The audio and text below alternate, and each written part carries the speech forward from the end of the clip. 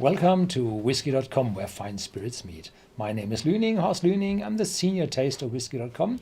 This is my son Ben, the master taster of Whisky.com. And today we have an entry-level tasting.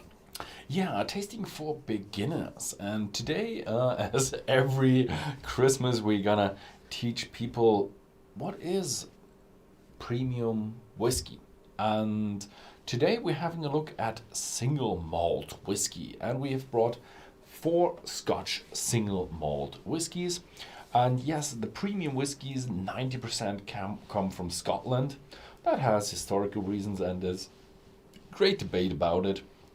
We're not going to get into it. Today we're going to have a look what is a single malt whiskey. Single malt Scotch whiskey is from Scotland. It's made from 100% barley, distilled in pot stills, matured for at least 3 years in oak casks, containers not larger than 700 liters, and also bottled in Scotland. These are kind of the main ones. With at least 40% ABV? With at least 40% ABV. There are some other distillation requirements, but these are like the main ones. The age is very important, the ABVs is really important, and the barley is really important. What else is out there? For example, there is Irish whiskey made in Ireland. Very similar, but a few different things are different. They have more of a column still distillation over there. And then you have bourbon. Bourbon comes from the United States. It used to come from the Bourbon County, but now everybody in the United States can produce bourbon. We also have Tennessee whiskey, like Jack Daniels, George Dickel. And the bourbon is made from at least 51% corn, so it's much, much more sweeter. And it's matured mostly in fresh oak containers. So they are also very sweet and very fast maturing. So a bit younger, these American whiskies. And yeah, a lot sweeter. So you will find a difference. There are good bourbons out there as well, but 90% of the premium whiskey come from Scotland. And we have assorted a good tasting to give you a good overview about what you can expect from Scottish whiskies. Let's have a look at the map where whiskey comes from. As we are a German company, our database is filled with German distilleries. That's because there are a lot of small distilleries from farm distilleries in Germany. That's because we used to have a monopoly on alcohol, and then the monopoly broke, so all these small distilleries couldn't sell their alcohol to the state, and then they went into the whiskey business, and most of them are even bankrupt, and there are only a few good big single malt whiskey distilleries in Germany. But as you look for the British Isles, then you see at the north end of Great Britain there are tons of distilleries, and they are really, really, really old. And these are the premium whiskey distilleries. They have decades, what's hundreds of years of knowledge of making whiskey. And then Ireland, and then you see over in the States, that's clustered around the south of Kentucky, north of Tennessee. And then you see we have a few distilleries also in Japan. They're upcoming. They have now distilled for about 100 years now, so they are really getting into that business as well. Yeah, and today we're going to try the Tomentel. This is a very gentle dram. That's actually their slogan. Tomintoul, the gentle dram. It's a bourbon cask matured whiskey. We're going to find that out later. Then we have the Dailuaine 16-year-old. It's a sherry cask matured. Then we have the Highland Park 12-year-old, bourbon sherry mixture with a little bit of peat smoke. And then we have the peat smoky Laphroaig, matured in bourbon cask and finished in quarter cask, as it's called, quarter cask. So does not carry an age statement, so it's quite a young whiskey. So we have from a few years, we don't know exactly. I think about 5, 6, 7 years of age, up to 16 years, and that's quite a long time. So with these long maturation times, you get more aromas into the whiskey. And we will come later to that.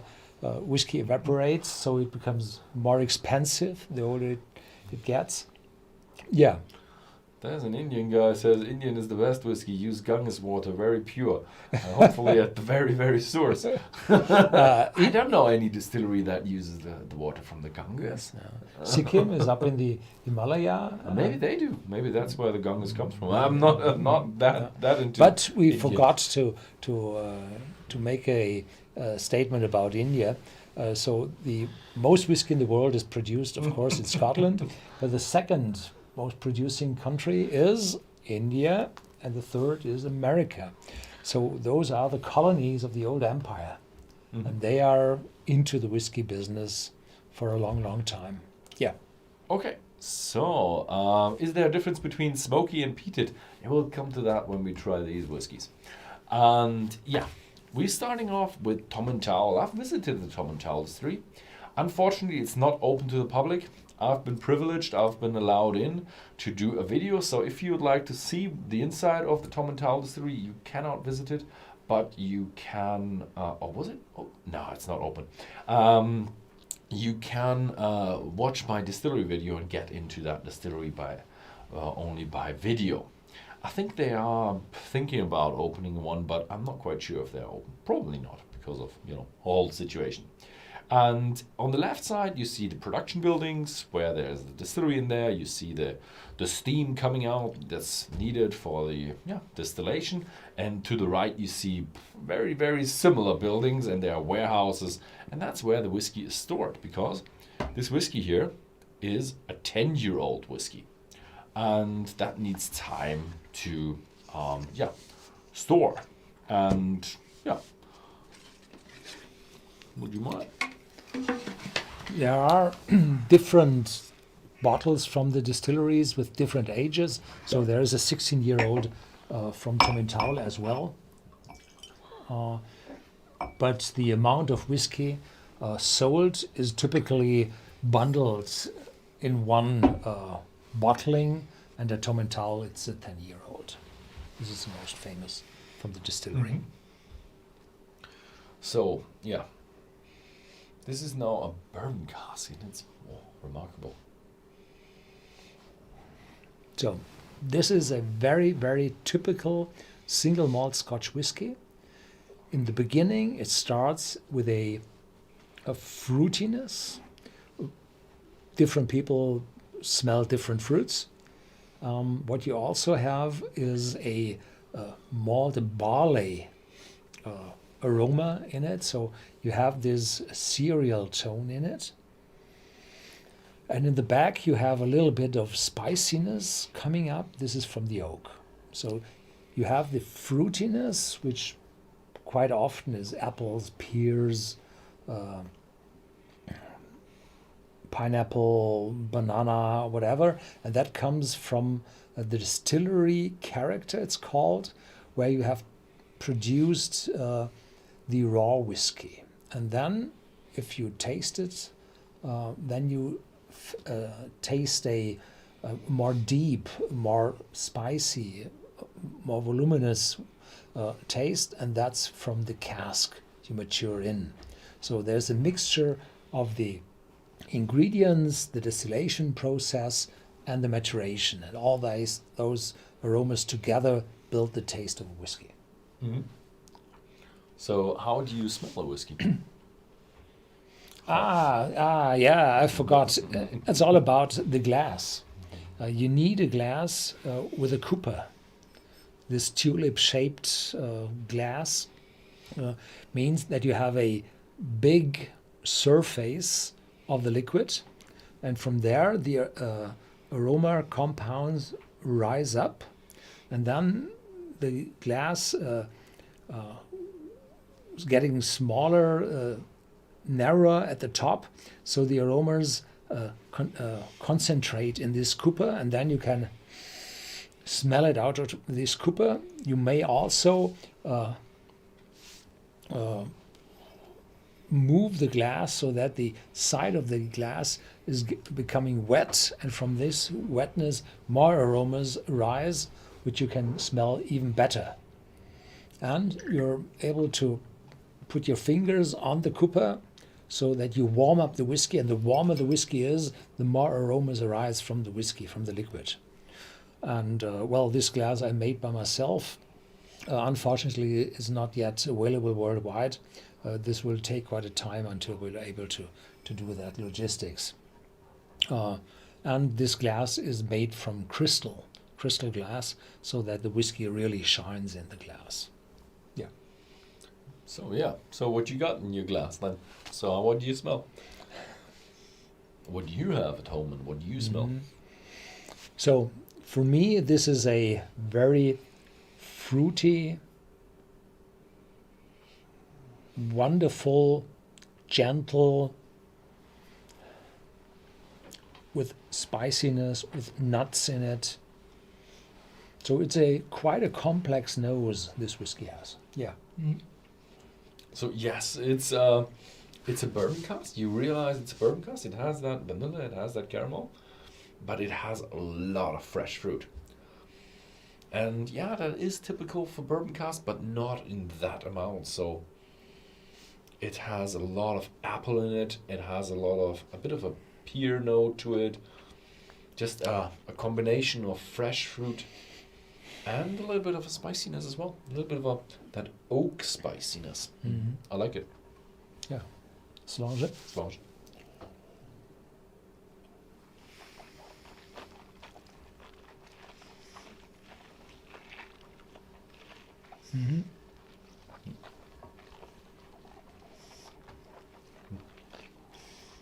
You have to keep the liquid a little bit in your mouth, so that all the tasting buds are covered, all the aromas are able to act on your tasting buds, and then you feel a light oiliness, a smoothness. It covers your mouth. The whiskey impacts really your tongue.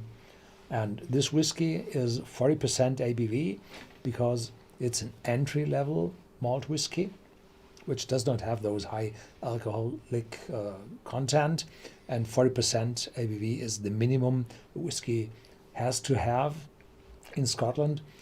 And this brings you to a full aroma onto your tongue, and after that, after you swallow, after a few seconds, then the aftertaste arises, what is left over into your mouth, how the different aromas vanish on your tongue, and which is left over last. And the aroma is quite sweet, from this barley tone in it, maltiness, juicy, smooth, and the aftertaste is quite long and mild. Yeah. It's definitely a gentle dram. It's very, very round. It's very, very pleasant. It has a sweetness to it. But I don't find the fresh fruits that I have in my nose. So that's also something that you find in a whiskey. Just because a whiskey smells a certain way doesn't also mean it doesn't taste that way. And so it's more of an oak, it's more of a spiciness, more of a roundness, a little bit of a honey touch to it as well. So yeah, I like it.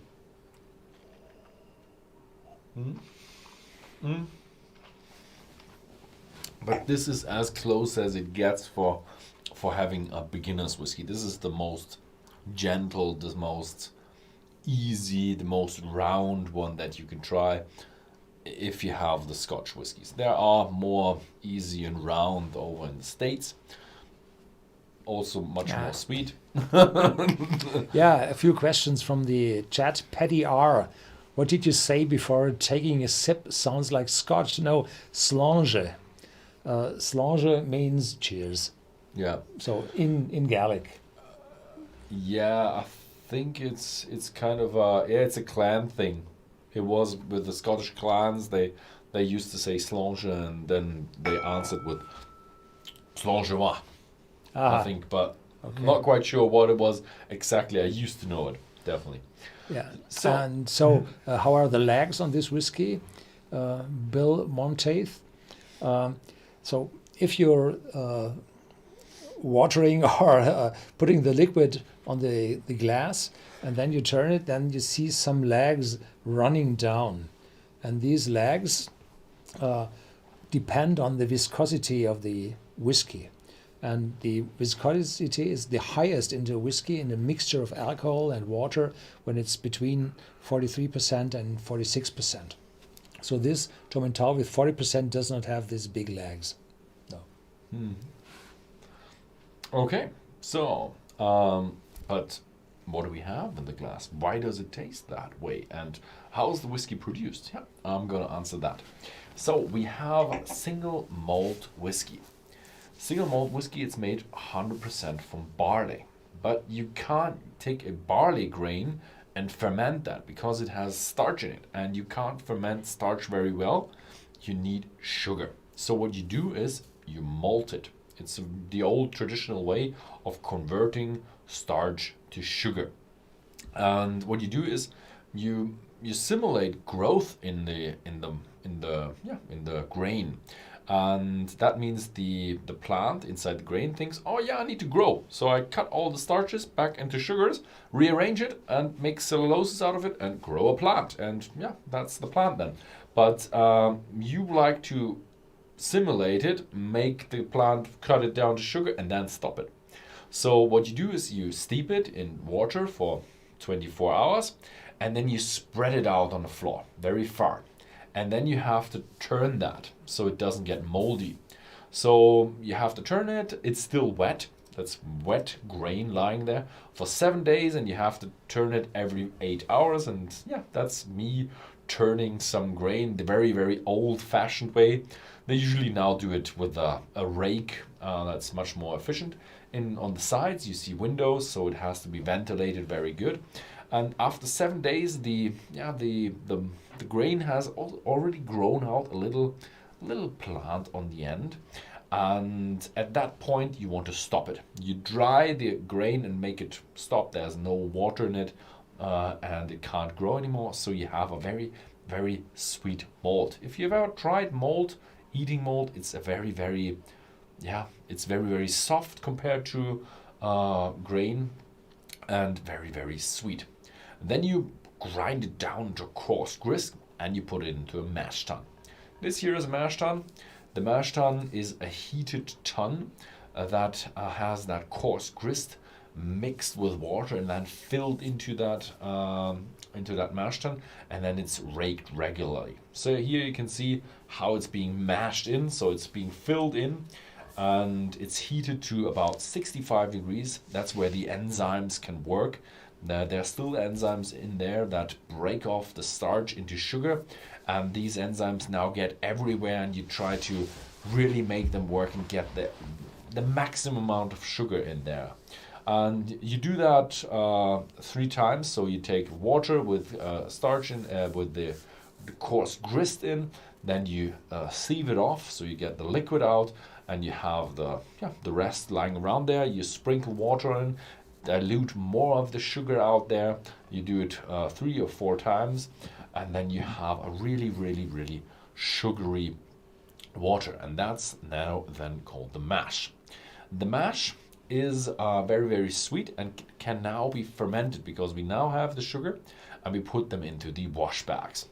These are wash bags, very, very traditional with Oregon pine, and they're very, very traditional. They go below the floor. The floor is just a rake because there's gas going up, and that gas is not breathable. So you have to have a false floor and a good ventilation below that. Otherwise, it's dangerous for the workers. And if you'd fall into these wash bags, that's very, very dangerous. If you look into the wash bags, you see there's bubbles going up. Yes, and that is the fermentation gas, as they call it today, because calling it CO2 is kind of has a negative touch to it. and that bubbles up, and during that fermentation the alcohol is being produced. That's the alcohol we're drinking from the whiskey, but it only produces a beer without hops of about around 8% ABV, so that's not enough. But still here a lot of the flavors are already produced, a lot of the fruitiness, sometimes spiciness. It depends a lot how you ferment it and what kind of flavors you're already producing. Next up is the distillation. This wash gets into the wash still. That's on the very far right. On the left are the spirit stills. So we have double distillation. First you distill in the wash stills, then you distill in the spirit stills. And the wash stills have distilled from 8 to about 20, 25, sometimes even up to 30%. And the spirit stills then distill at the higher higher ABVs. And there it is very important where you have your cutting points and how you manage that. And you do that in the spirit safe. So this is the spirit safe. On the right you have the levers where you can fill up the vials and measure where you are with the distillation. On the left you have different jugs where you can turn levers and adjust what you're distilling right now. And so all the spirit is flowing through the spirit still, and where you have cutting points. So at the spirit still, it's very important what kind of spirit you have. You have the foreshots that are very, very faint and very, very light, very, very fruity, but also that goes a bit more into the window cleaner fruitiness. You don't want to have that. So the foreshots are taken away into a separate tank and recycled. Then you have the hard piece, which is the alcohol that has pears in it, apple in it. That's fresh fruitiness, very, very nice, and that centerpiece that you want to have, that hard piece. And in the end, when you come to the lower ABVs, all the longer alcohols come through. They're heavier, they're spicier, they're stronger, they make more headaches. So that's what you don't want to have. So you have your lower cutting point and you take the feints, what do you call them, also in the recycling tank, and you distill them again to get the good stuff out. So and when you set these upper and lower points, you can play with it to have, if you set the lower point a bit too lower, then you have a more of a spicy spirit. If you set the lower point a bit higher, then you have a lighter whiskey. So this is how you end up with influencing what you want to have as a whiskey. When you're done, you all store it in the spirit tank, dilute it down to 63.5% ABV, and put that into casks. Here you can already see casks. You have in the front, you have normal bourbon barrels that you get from the Americans, and behind that you see a big, long, big one that's a sherry cask. And this is a very traditional way where you only store 3 casks high and on the very ground in very flat dunnage style warehouses. That's used to be in the very old style, and a lot of distilleries still do it that way. But nowadays there are palletized warehouses. This is a palletized warehouse where you can see, okay, the casks are standing upright. On the right you see big sherry casks where there are only 2 on the pallets. On the left you see smaller casks, bourbon barrels, where you can have 3 of them on each pallet, or 6 if you count the second row. And then you can easily arrange them with a forklift. It's much more economically, and you can do much more maturation there in a more economical way, so whiskey doesn't become so expensive. During the maturation, whiskey evaporates, and you can see that in the next picture, where you see, okay, that's not fully filled. You fill every cask to the very top, but over the years the level of whiskey goes down, and that's actually evaporating through the cask, and that's called the angel's share. So it goes up to the angels, and the angels get a bit of that whiskey as well. And when you look at the whiskey, that whiskey already has color, whereas with the distillation it was clear. And that's where the whiskey gets the color, from the oak. There is vanillin and there's caramel inside the burned out cask, and that is diluted by the whiskey and gets into the whiskey and makes the whiskey, gives it a color.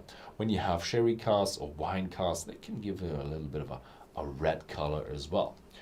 So storing a whiskey with 10, or the next one is 16 years old, you need a lot of warehouses. And yes, if you go around in the Speyside or the Highlands, at some point, if you go on a hill and look down, you might see 20 warehouses. So this is, a typical site of a large distillery. This is a large distillery, so yeah. And this is a lot of warehouses, and they're all filled with whiskey casks. And that's how you get 10, 15, 20, 30-year-old whiskey, by storing a lot of whiskey for a very long time. Yeah, the biggest arrangement of warehouses is the Brecrange Bond, where you have 200 of those warehouses in one place. 200, So okay. very, very, very interesting. And next one is the Dailuaine we're tasting now. This is a whiskey which now has a little bit more of alcohol, 43% ABV, matured in sherry casks, and is now, because it's older and has this special cask, it's more expensive. It's in the mid-60s up to 70s in price, where the former one was in the lower 30s. So prices are different between those bottles depending on the age, on the rarity, on the ingredients they are in. So the range of prices is very, very broad. Petty R. Never seen a whiskey with this deep red color. Not even Macallan 18 Sherry Oak that has got deep red coloration. That depends on how much whiskey you have to look through. That's a barrel deep. That's about, I don't know, a meter or something like that. So if you look through a bottle, that's only a few centimeters. So if that would be in that barrel, it would be dark. It would be just very, very dark red. So that was a normal. That would be the Macallan 18 Sherry Oak. Yeah, that would be about it. So it's just the depth of whiskey you have to look through.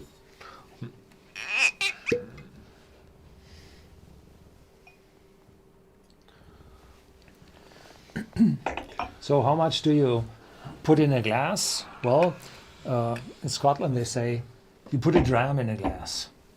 But what's a dram? A fifth of a Jill. No, it had been a fifth of a Jill. Now it's a sixth of a Jill. Sixth of Jill. That is. What the hell is a Jill? A Jill is a tenth of a quart.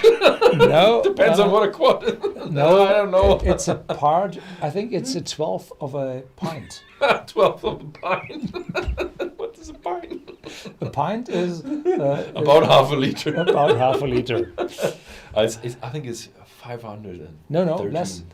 Nah, it's more. Less. I think it's the equivalent of a pound. Depends on if you have a British or a US pint. Yeah, so we're going metric. We're metric, sorry. We're metrics. We're engineers, so we're all SI units. Yeah, so a dram is twice that amount, I think. Twice that amount. And it's typically, it has to be put in a glass by measure. So typically they put a measure full from the bottle, put it in, and then drop more so that you're safe. You really got your dram. And yeah, that's it. It's between 28 milliliters and 35 milliliters. That's it. Ah, so much? Okay. Yeah. Mm-hmm. I always thought it's like a bit more than 0.2. One new is a fluid dram. Yeah. Fluid dram. So, and yeah, okay, so what you have in your glass now, it's the 16-year-old Dailuaine, and it's 100% sherry cask maturation. So what is a sherry cask maturation? Before we had bourbon cask, so it was used cask from bourbon barrels. The Americans made fresh barrels, put their bourbon in, take the bourbon out, shipped it to Scotland, and that put Tomentel in, and that's what you fill in the glass. Now we have a bit more of a traditional maturation. That is a very big sherry cask that used to have sherry in it. They took out the sherry, put in the Dailuaine, let it rest there for 16 years, and that's what we have in the glass. You can do that with a lot of different wines, Bordeaux, Amarone, Barolo, and different wines have different tastes. You can do it with fortified wine like sherry, port, Madeira. That's about that I know at the top of my head right now. And you can also do a lot of other stuff. And yeah, what is the difference now between the 10-year-old and the 16-year-old in the sherry cask? Can you smell that?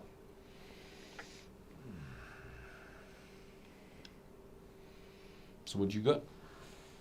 So I got a lot of darker fruits. It's not that fresh as the Tomentel had been. It's darker, it's older.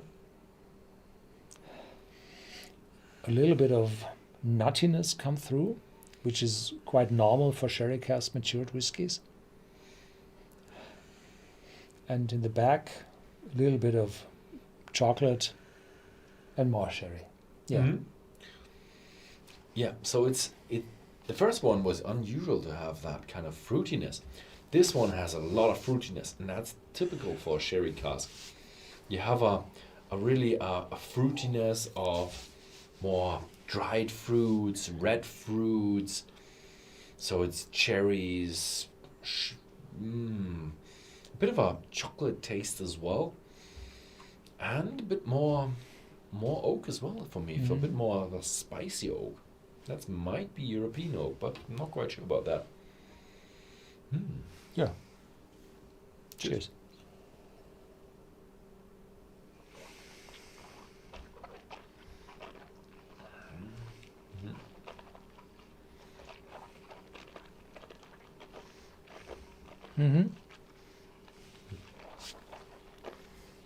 The taste is intense, oakiness, spiciness, longer aftertaste, mouth-watering, filling your complete mouth.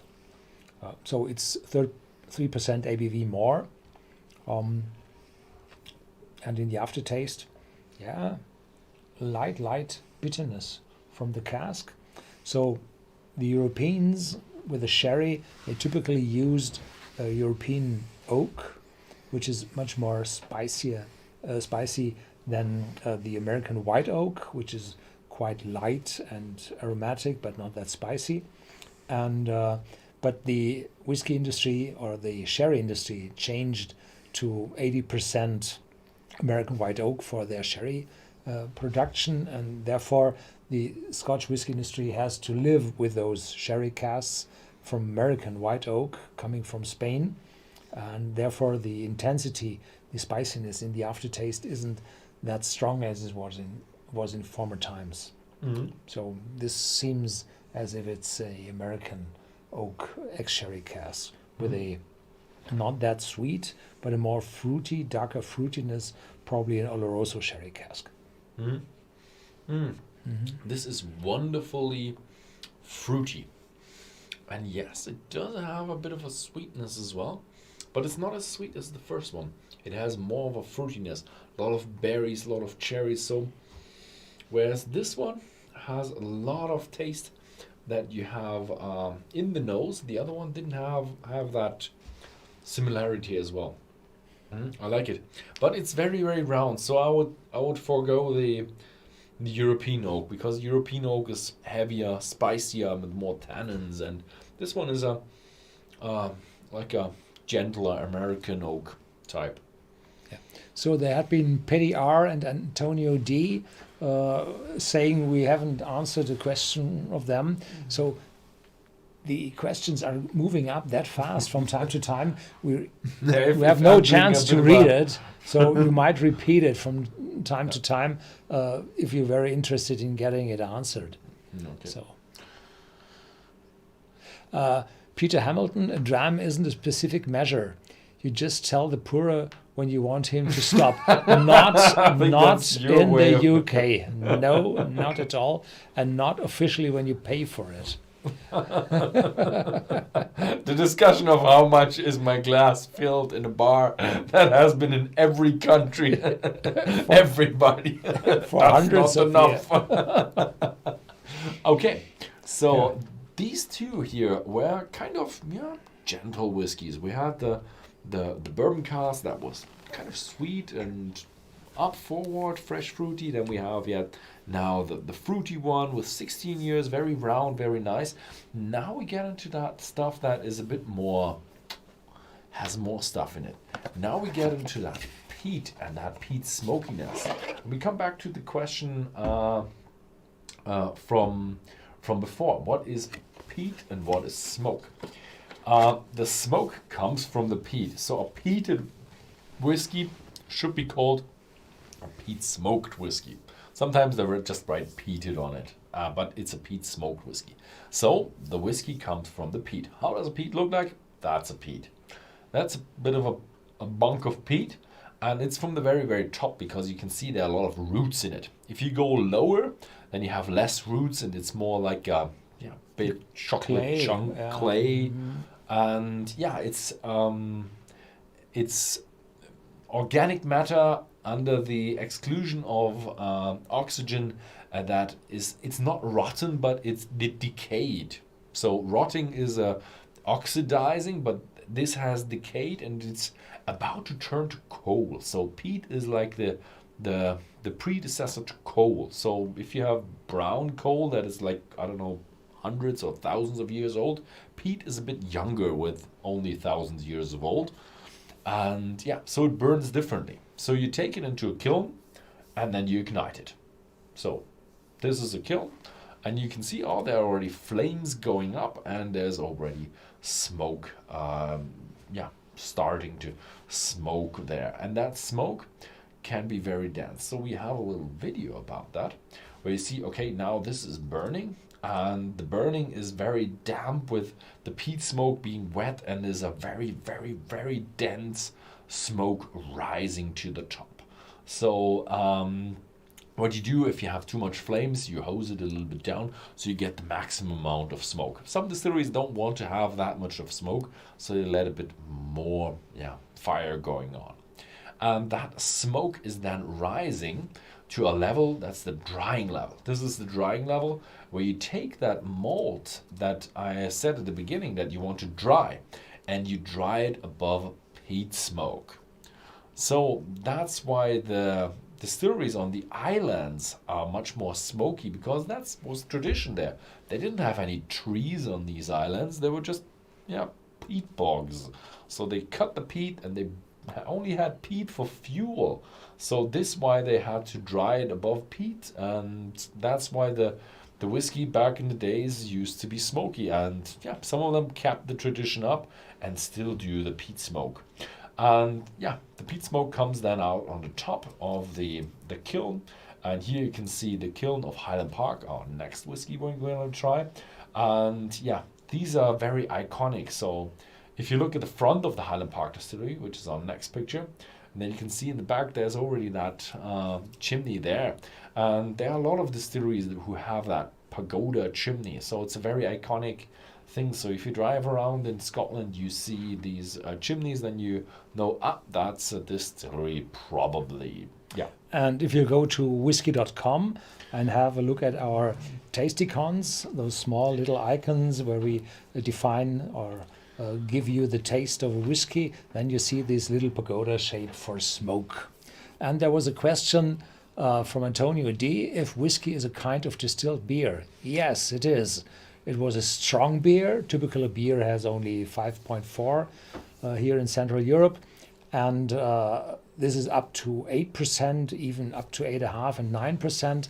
And then without any hops in it, which makes it bitter, you distill it and then you're getting whiskey.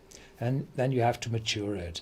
And the beer is drunken quite fast after production.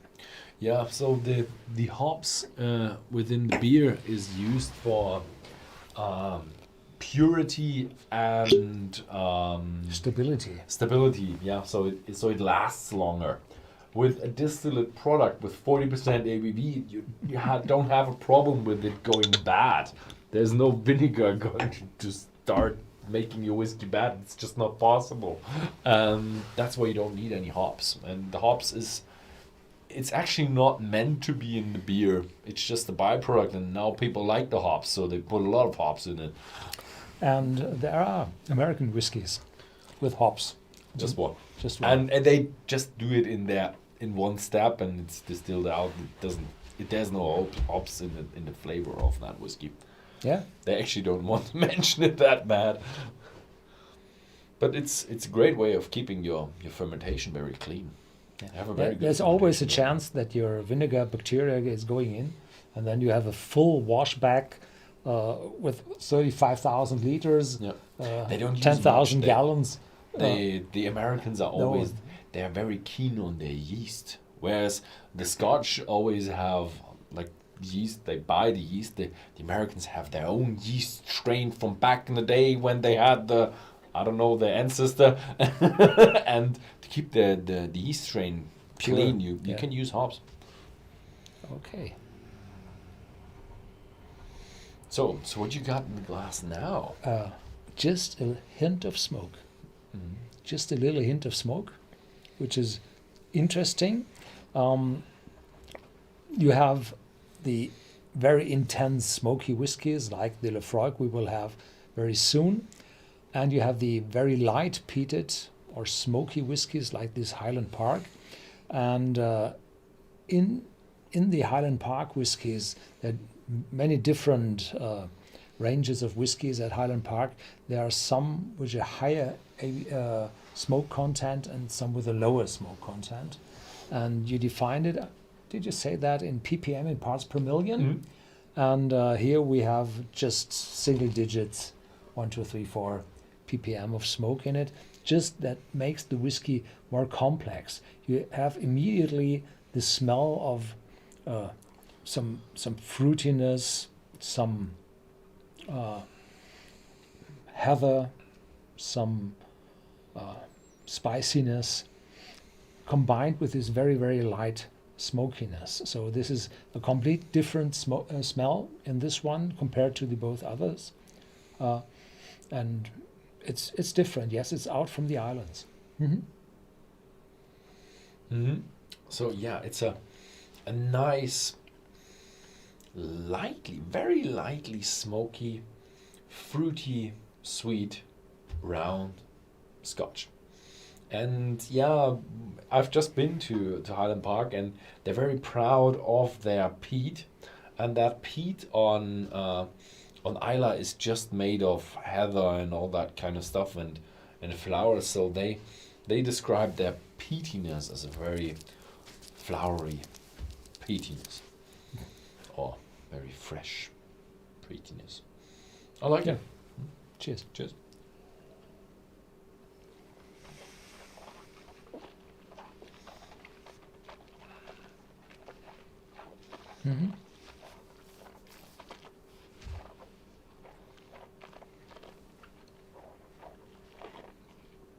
Round, juicy, sweet, starting up spiciness, and honey.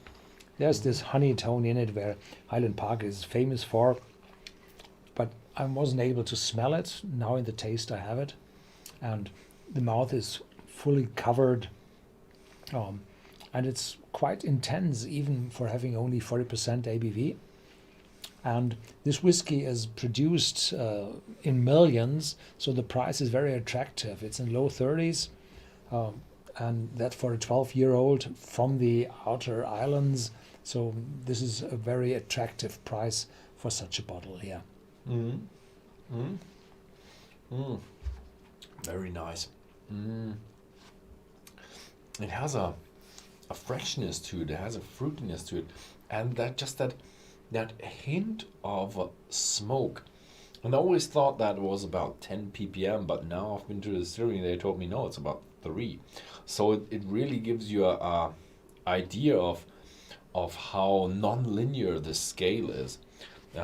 If you're a beginner, this was now 3 ppm. If you've tried it, the next one will be much stronger. Oh, it's really good. Yeah. So the next one will be wiping out everything I had, so avoid the second sip on this one. Not because it's bad, but it's wasted. Now we've talked a little bit about where this whiskey comes from. This one is from the very, very north, for example. So there are different regions of Scotch whiskey. This is a map of Scotland, and it's being cut down to regions. You can have a lot of whiskey regions. Now it's legal to have whiskey named after the specific region where you are. But these are the typical regions of a whiskey of nowadays. Back in the days, there were a bit of different regions. But nowadays, these are the typical regions for your whiskey. The first one is the Highlands. The Highlands are the biggest and most distilleries in there. But it's the biggest landmass as well. And the Highlands used to be illegal to distill in the Highlands. To 1823. Yeah, and so when the king said, I think it was Edward, he said, "This is a wonderful whiskey. Now it's legal. I'm the king." Yeah. So the taxmen couldn't go into the Highlands to tax the whiskey. So they just said, "Okay, if you can't tax you, that's illegal." So they did a lot of illegal distilling there within the valleys, and that's why they're always called glens something, because they go into the valley and you can't see it very good in the valley, and then they hid it from the taxman. They had different signs of when the taxman was coming or the police was coming, and they hid everything, and that's they had to store it in casks, and that's what made the whiskey really good, the storage in the casks. So that's why the whiskey from the Highlands was that good. The next region is a sub-region, because we can see there's a little part missing from the Highlands, and that is called the Speyside. The Speyside is all the region of rivers that end up in the Spey. The Spey is a big river where you can see there's a little bit of a thing going on to the south. That's where the river Spey starts and goes up to the north shore with a delta. And the Spey is very, very good for fishing, and there are a lot of distilleries inside the Speyside. That's why they call it a selective region.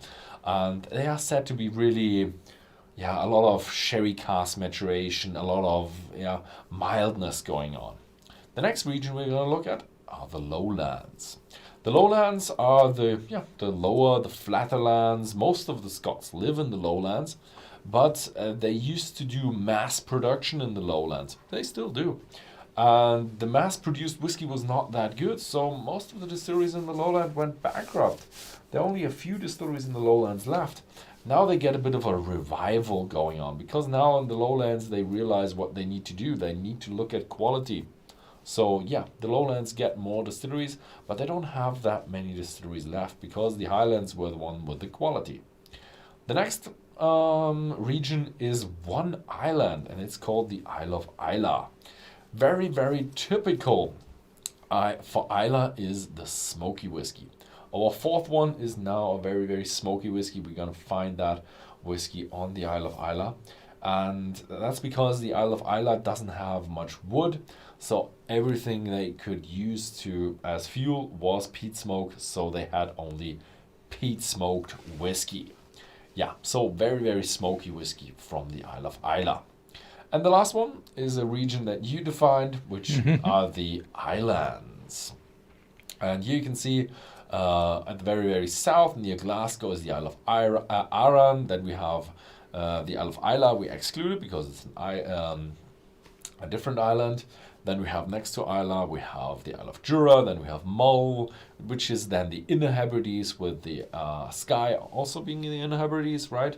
And then we have Usk, which is the Outer Hebrides. I think they are building 2 or 3 distilleries on the Outer Hebrides, but they are not typically big and not industrialized. They're not old as well, but the Outer Hebrides are coming now as well. And at the very, very top, we have the the Orkney Islands. And on the mainland of the Orkney Island, on the biggest Orkney Island, there was the Highland Park, which we just have tried.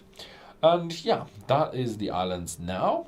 And yeah, let's go to the Isle of Eila, where we find the Laphroaig Distillery. This is the south coast of Islay, and here we have the Laphroaig Distillery, and you can already see that iconic pagoda, which is used to dry the barley, and that's exactly what they do at Laphroaig, and they do it with a lot of peat smoke. So yeah, this one had about 3 ppm, and now we're going up to 45 ppm. If you're going into the region with 50 ppm or above 40, let's say it that way, it's very hard to distinguish between them. So the difference between 3 and 40 is a lot. The difference between 40 and 60, you cannot taste the difference that good. Oh. Here comes that guy who already knows that. What region does Campbelltown belong to? It used to have its own region, but it used to have 30 distilleries, so it was kind of like a Speyside. And now it only has 3 regions, so 3 distilleries. 3 distilleries, so most people take it to the Highlands. Some people to the Islands because it's peninsula. I would go for Highlands. But typically every distillery now writes on its label, this is Islay single malt Scotch whiskey. And here they say it's single malt Scotch whiskey. They could have named it Orcadian single malt whiskey. So everybody is allowed to put its own region in front of that. One thing before using American bourbon casks, what was used? Today they use a lot of bourbon casks just because it's ample supply and because they are fairly inexpensive. Some of the casks are being rebuilt into hogsheads, but back in the days they were just the whiskey industry was not that big, so they just stored it where they could store it. There were a lot of herring casks. They didn't store into herring casks because it would taste awful. But the British Empire was running on sherry. So it was traditionally a whiskey is used in sherry casks, but sherry typically casks. in refill sherry casks. Refill sherry casks, yeah, definitely. But yeah, that's where they typically stored it. Before that, it would be ceramic jugs. Yeah, so and raw spirit. Intense. So you need really a long time until you get through this peat smoke and find something below that. There's a little bit of coconut and banana. Yeah. A lot of peat smoke, very aromatic, very hospital, disinfection, intense phenols. Yeah. Yeah. So yeah, intense amount of peat smoke. And behind that you find a little bit of a sweetness, you find a little bit of oak. The whiskey was matured in bourbon casks and then finished in quarter casks. Quarter casks are small casks that used to be transported on mules or donkeys or whatever, because they were smaller, and by smaller they were 125 liters, and I find it quite remarkable that a donkey can carry 125 kilos. Maybe it was on chart cards. So yeah, strong stuff. 48% ABV, and the quarter casks give it a lot of additive maturation. So a lot of flavors are added into the whiskey. Maturation is defined by what you add into the whiskey, additive maturation, and what the oak and the charcoal is filtering out of the whiskey. So a lot of additive subtractive maturation. Subtractive maturation, yeah. Yeah. So, cheers. Cheers.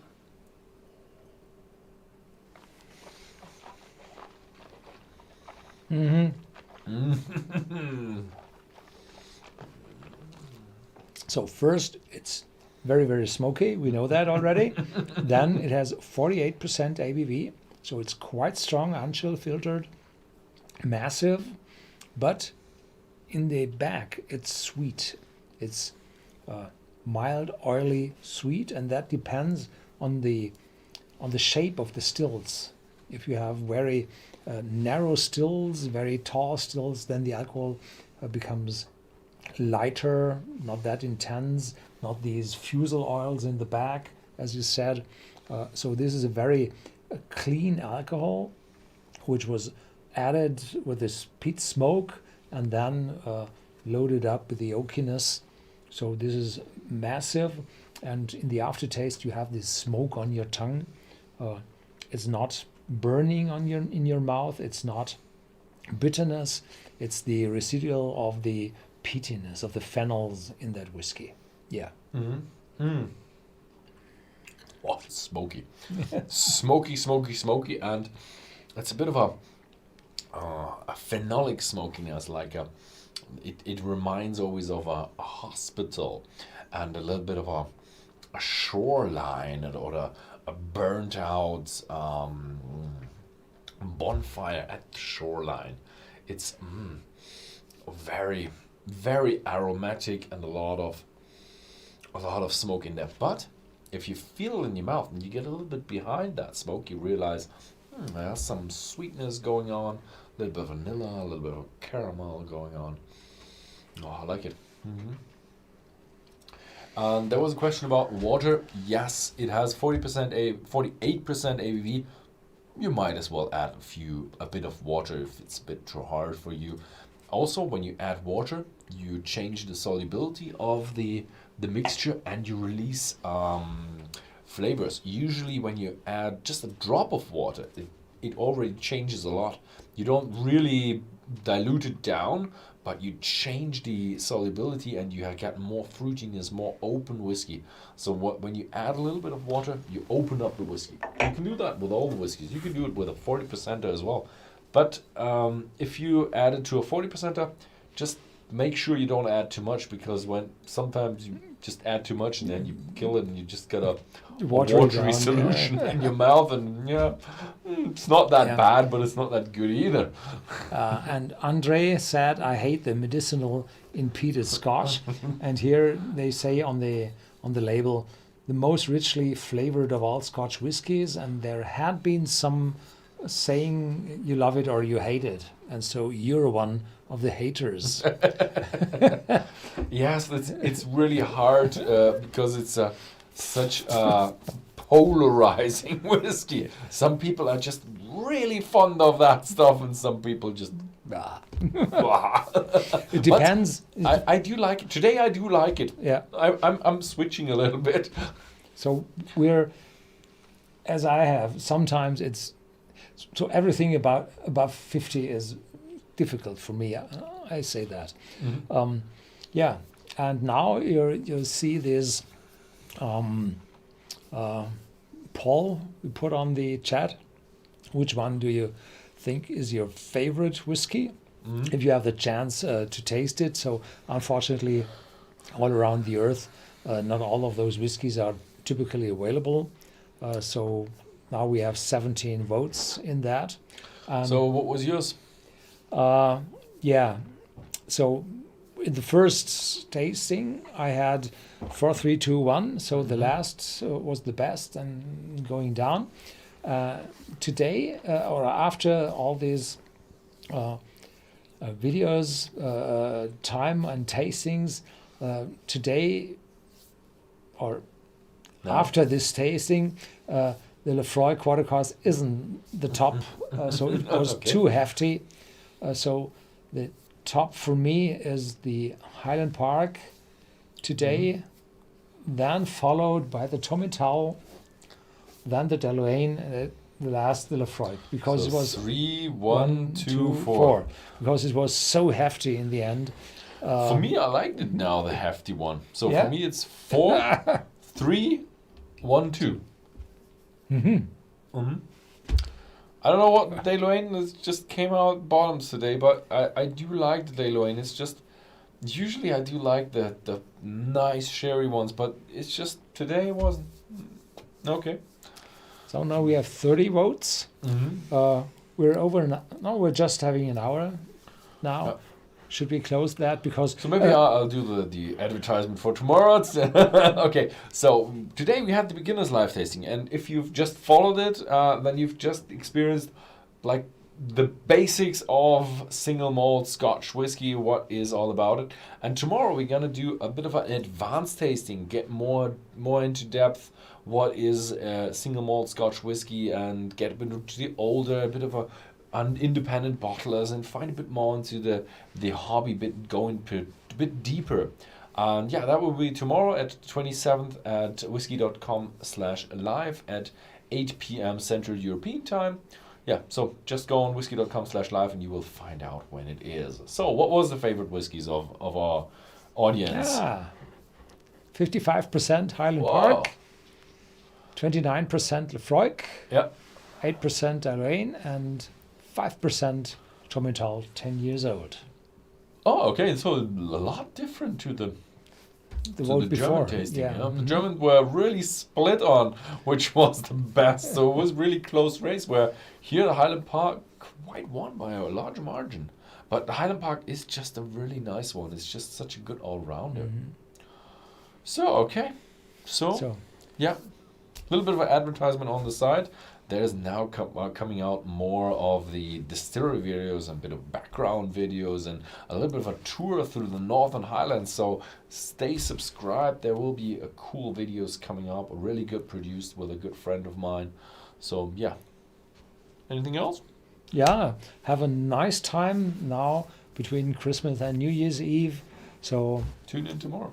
yeah, tune in tomorrow. If not, thank you very much for joining us the whole year and all your thumbs up and all your subscriptions. So we really like that, and our channel is growing very, very much. So thank you for that, for helping us to grow this channel. Yeah.